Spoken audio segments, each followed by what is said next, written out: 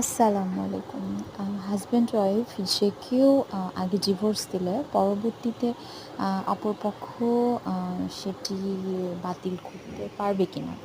জি, অবশ্যই পারবে। দেখা গেল যে হাসব্যান্ড ওয়াইফকে ডিভোর্স দিল। সেই ক্ষেত্রে ওয়াইফ যদি এই ৯০ দিনের মধ্যে অর্থাৎ তাকে ডিভোর্স দিলেই কিন্তু সাথে, সাথে কার্যকর হয় না। সেটা কার্যকরের জন্য কিন্তু ৯০ দিন অতিবাহিত হতে হয়। এই ৯০ দিনের মধ্যে ওয়াইফ ফ্যামিলি কোর্টে যেয়ে একটি সংসার পুনরুদ্ধারের মামলা করল।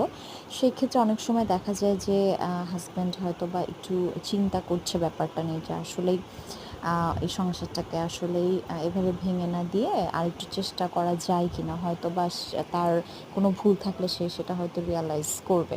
তো এটা কিন্তু শুধু হাসব্যান্ডের ক্ষেত্রে না, ওয়াইফ আগে ডিভোর্স দিতে চাইলেও কিন্তু বা দিলেও কিন্তু এই সেম জিনিসও হাসব্যান্ড মামলা করতে পারবে। এখানে মহিলা পুরুষ যে কেউ মামলা করতে পারে। সেই ক্ষেত্রে কোর্ট কিন্তু একটা সমঝোতা করে একটা